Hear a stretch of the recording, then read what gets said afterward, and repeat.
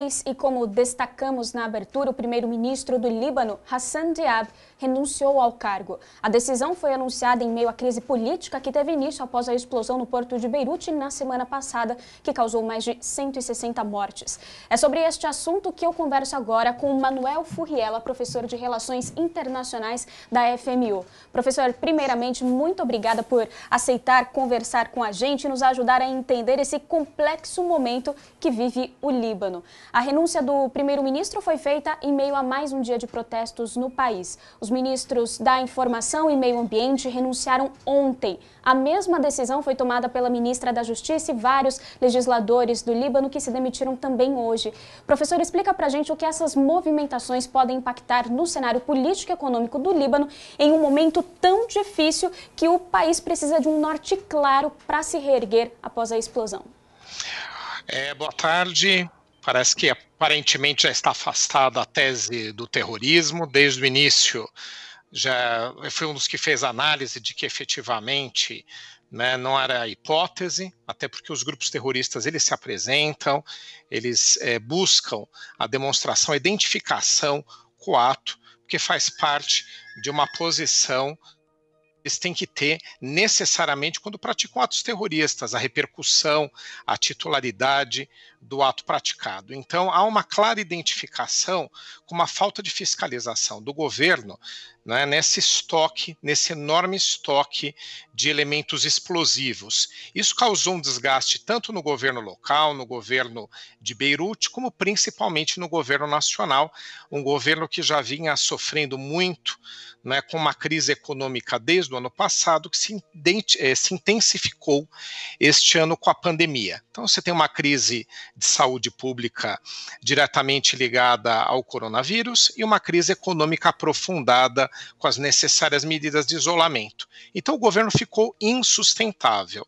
Então pode parecer para nós que seria importante um governo forte neste momento, mas como o governo já estava extremamente desgastado, foi inevitável a renúncia, a desconstituição, a desconstrução do gabinete, pelo menos do primeiro-ministro, já que o presidente, você tem as figuras do presidente e primeiro-ministro no país, o presidente permanece e também o presidente do parlamento, mas o primeiro-ministro, que cuida da gestão do dia a dia do país, ficou numa situação extremamente fragilizado e diretamente ligado à má condução da fiscalização sobre aquele depósito de explosivos. Inevitável que aconteceria essa derrocada desse governo. Professor, e no fim de semana, como nós comentamos, os moradores da capital do país começaram a protestar contra o governo. Hassan Diab havia dito no sábado que solicitaria eleições parlamentares antecipadas. Se isso acontecer, quais são os impactos para o grupo Hezbollah, que tem uma grande influência sobre o atual governo? Eu acho que, por enquanto, o Hezbollah não sairá muito fragilizado. A gente tem que ver aí como vai ser o resultado das eleições. Quando você tem esse tipo de processo, geralmente há uma clara identificação com grupos opositores quando o governo sofre um desgaste que leva à sua queda. Geralmente acontece isso. Mas o Hezbollah é um grupo muito sólido no Líbano, até porque lá ele tem a sua principal organização, lá inclusive ele é um partido político e ele é associado com questões que envolvem suporte social, serviços públicos, assistencialismo. Então, ainda é difícil nós identificarmos nesse momento uma clara derrocada ou diminuição do poder do Hezbollah. Ele pode se reconstruir nesse processo. Ainda não podemos associar uma coisa à outra, já que ele também é visto por grande parte da população como um grupo que dá suporte a todos os necessitados nesse momento. Então, o seu desgaste ainda é difícil a gente identificar. Houve um desgaste propriamente do gabinete atual. Bom, vamos falar agora dos laços da França com o Líbano, que são fortes e antigos. E em meio a toda a ajuda internacional que nós estamos observando, que está sendo mobilizada, existe uma grande movimentação do presidente francês, Emmanuel Macron. Durante a sua visita na semana passada, Macron prometeu ajuda, mas exigiu um novo sistema político. O que está por trás desse interesse tão grande da França?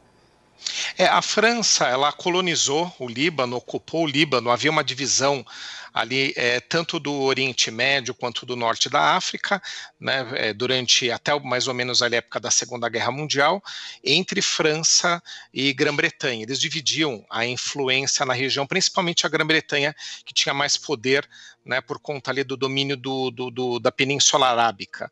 O que acontece?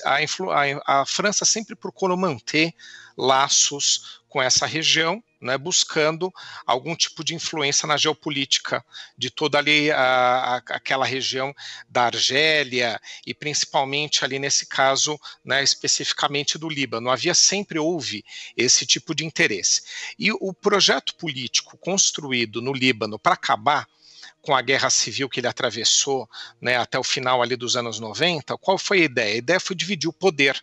Então a divisão maior aconteceu entre os cristãos, que são divididos em vários grupos, né, o grupo minoritário, curiosamente, é católico, né, católico romano, então você tem vários grupos cristãos, e você tem um grupo ligados aos muçulmanos que cresceu bastante. Então eles dividem o poder. Um grupo tem a presidência da república, o outro tem, né, o governa através do primeiro-ministro. Há essa divisão.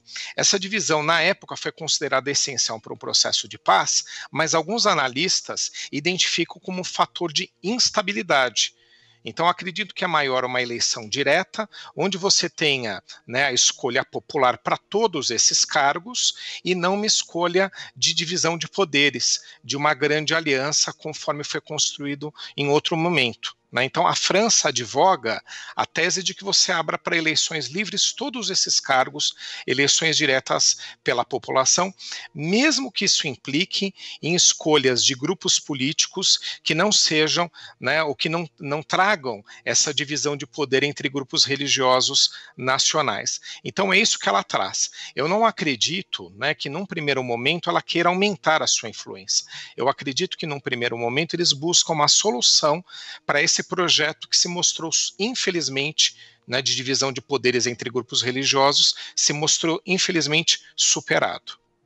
Professor, e só para a gente ter uma dimensão do grande desafio que o Líbano tem pela frente, fala-se muito sobre a importância do porto de Beirute economicamente. Explica para a gente essa influência e como será agora a geração de economia para o país num todo sem o porto. Realmente é desastroso, né? É um país muito pequeno, o porto é responsável por 80% das movimentações de exportação e importação de todo o país, ele é um porto extremamente significativo, e a cidade de Beirute, que é a capital do país, ela vive em torno dele, ela tem um pouco mais de 700 mil habitantes, e na região metropolitana, que engloba outras pequenas cidades ao redor de Beirute, você tem 2 milhões de pessoas, ou seja, né, você tem 1/3 da população vivendo ali ao redor de Beirute e principalmente envolvido com o porto. Ele tem uma importância substancial na economia. O seu não funcionamento causa problemas não somente econômicos, mas principalmente de abastecimento. Ele é um país com pouca produção de muitos itens essenciais à subsistência da sua população, né? Então remédios, alimentos, etc.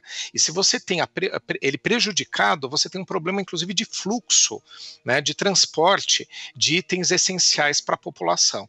Né? E também deixar claro aqui uma informação que pouco tem sido lembrada agora, né? No Líbano vivem mais de 1 milhão de refugiados de vários países, principalmente da Síria. Então você tem também uma outra tragédia humanitária localizada dentro do território libanês e que por conta desse colapso econômico ainda acentuado, né, em função da explosão, na região portuária de Beirute, você tem um problema maior ainda de como vai atender essa população refugiada. Então você tem a população local do país extremamente prejudicada e esse enorme contingente de refugiados que não tem como voltar aos seus países sob risco de morte, até mesmo que são perseguidos nos seus países de origem em função das guerras civis, né, vivem alocados no Líbano e agora numa posição ainda mais fragilizada. Professor, essa última informação que você nos deu me gera então uma dúvida. Existe a possibilidade então desses refugiados voltarem para os seus países de origem ou, como você destacou, não? Não, não há possibilidade. São pessoas que estão fugindo de vários conflitos em seus países de origem. A maior parte deles é sírio, está fugindo da guerra civil da Síria, que é uma guerra de enormes proporções. Então, eles não têm alternativa, a não ser que eles sejam alocados em um terceiro estado, o que eu acredito ser improvável, né? Então, o que eu acredito que seja mais sensato por parte das potências ocidentais é se organizarem num grande apoio ao Líbano, não somente pela sua tragédia que envolve a sua população, que é o que a gente tem discutido aqui, mas também porque se esses refugiados não forem atendidos lá, eles vão buscar um terceiro destino. Né? Então você vai ter outra tragédia humanitária nesse deslocamento de pessoas para um outro país, já que, como você mesmo perguntou, eu te informei, te respondi, não há nenhuma possibilidade do retorno deles neste momento. Uma tragédia sem precedentes. Professor, eu quero agradecer os esclarecimentos. Não é fácil de entender o Oriente Médio, agora que o Líbano, os olhos estão voltados para o Líbano, toda explicação é válida. Muito obrigada. Eu que agradeço, boa tarde.